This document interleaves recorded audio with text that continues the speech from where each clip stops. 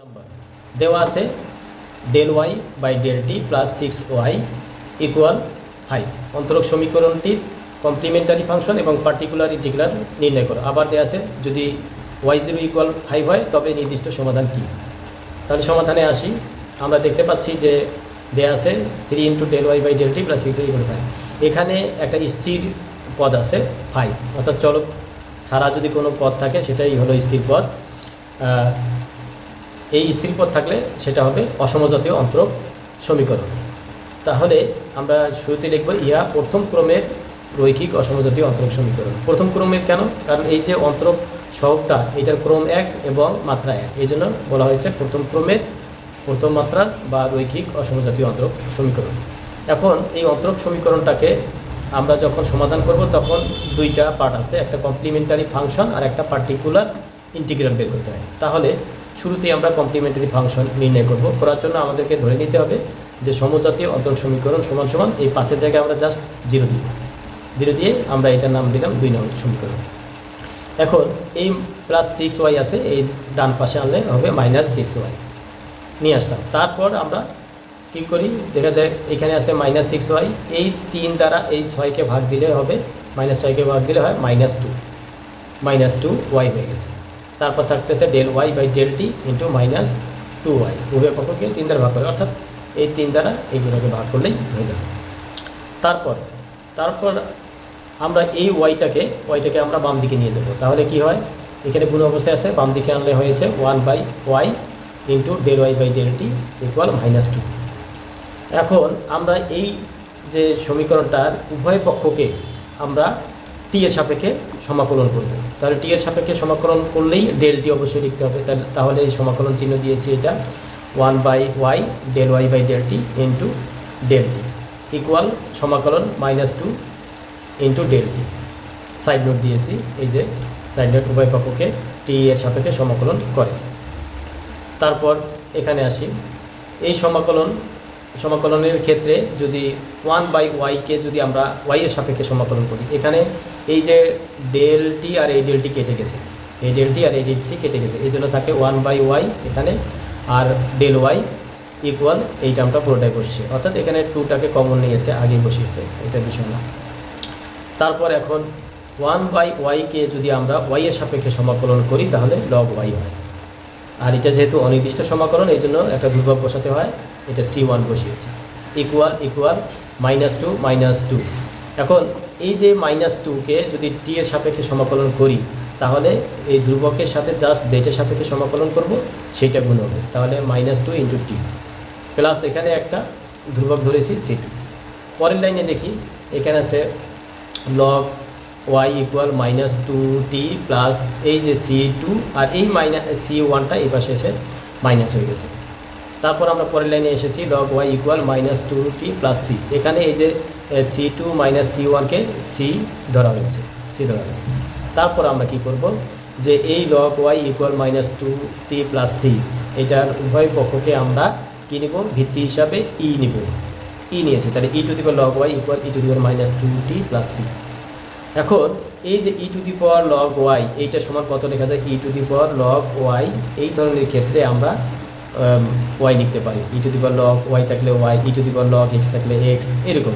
তাহলে এটার মান হলো y ইকুয়াল এটা পুরোটাই বসলো। এইটার ক্ষেত্রে আবার একটা দেখি, e to the power -2t plus c, এইটাকে আমরা e to the power -2t লিখেছি, আর এই প্লাস থাকলে কি হবে, গুণ হবে, গুণ দিয়ে e to the power c। আমরা জানি সূচকের নিয়মে যদি ভিত্তি একই থাকে তাহলে পাওয়ার বিশিষ্ট কোনো সংখ্যাকে যখন গুণ করব তখন পাওয়ারে কী হয়, যোগ হয়, এখানে যোগ হয়েছে, তাহলে এইটাকে এটা লেখা যায়, আবার এইটাকে এটা লেখা যায়। এখন y equal e to the power -2t into e to the power c। এখন এই যে e টু দি পাওয়ার c-কে আমরা একটা ধ্রুবক ধরব a, তাহলে a into e to the power -2t, এখানে a সমান e to the power c ধরা হয়েছে। তাহলে এইটাই যে এই y এর মানটাই হলো কমপ্লিমেন্টারি ফাংশন। তাহলে আমরা লিখব কমপ্লিমেন্টারি ফাংশন হবে yc equal a into e to the power -2t, এটা আসলো। তারপর পার্টিকুলার ইন্টিগ্রাল নির্ণয় করব, এই জন্য আমাদেরকে y সমান একটা ধ্রুবক ধরতে হবে, কে ধরেছি, y সমান k, এখানে k সমান ধ্রুবক। এখন y সমান k হলে এই y-কে যদি t এর সাপেক্ষে সমাকলন করি, অন্তর্কলন করি, ওয়াইকে টি এর সাপেক্ষে অন্তর্কলন করলে 0 হয়, কারণ এটা একটা ধ্রুবক, এর জন্য 0 হয়ে গেছে। তাহলে আমরা ওয়াই এর মান ধরেছি কে, আর del Y by del T পেয়েছি 0। এখন এই ওয়াই এর মান আর ডেল ওয়াই বাই ডেল টি এর মান আমরা 1 নং সমীকরণে বসাবো।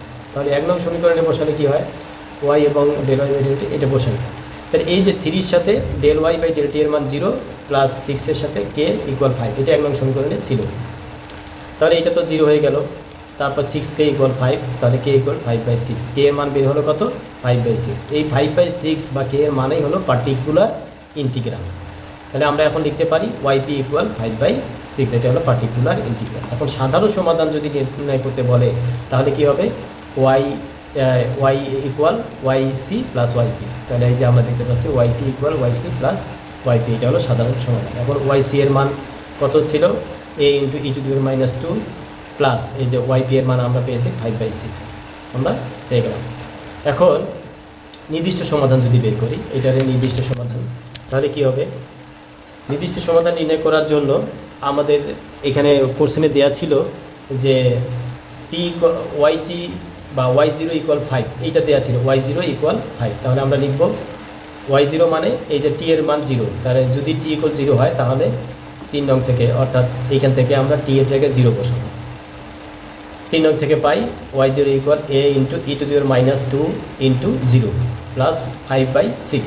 এখন এই যে এইটার মান দেওয়া আছে যে y0 ইকুয়াল 5 বসিয়েছি, তারপর ইকুয়াল এখন a E to the power -2 plus 0 গুণ করলে 0 হয়ে যায়, তাহলে ই এর পাওয়ার 0 প্লাস 5/6 বসিয়েছি। তাহলে এখানে আমরা জানি যে কোনো কিছুর পাওয়ার যদি 0 হয় তার মান 1, তাহলে এর সাথে যদি 1 গুণ করি তাহলে a হয়, তাহলে এটাকে আমরা এদিকেই রাখছি, রেখে 5-এর সাথে এইটা বিয়োগ হয়ে গেছে -5/6। ওকে, তাহলে 5 থেকে যদি 5/6 বিয়োগ করি তাহলে এইটা হয় 25/6 হয়। এটা কীভাবে করলাম, 25/6 এটা শর্টকাটে করা হয়েছে। তাহলে এখানে লসাগু হবে 6, তাহলে 6-এর সাথে 5 গুণ করলে কত হয়, 5-6 30, এই যে 30 বিয়োগ কত হবে, এখানে 6 দ্বারা যদি 6কে ভাগ দেয় 1, তাহলে 5-এর সাথে 1 গুণ করলে 5 হয়। তাহলে এইটা 30 থেকে 5 বিয়োগ দিলে হয় 25, আর এই 6 এই তো, তাহলে এর মান হলো 25/6, এটা আমরা পেলাম। তাহলে এখন নির্দিষ্ট সমাধান লেখা যায়। নির্দিষ্ট সমাধান মানেই এর জায়গায় জাস্ট যে মানটা পেয়েছি ওই মানটা বসিয়ে দেবো। নির্দিষ্ট সমাধান হবে ওয়াইটি ইকুয়াল এই যে এখানে ছিল, এখানে দিয়েছে 25/6 into E to the power -2t plus 5/6, এই তো, এটা নির্দিষ্ট সমাধান হয়ে গেল। এই দুইটা অঙ্ক আমি করালাম।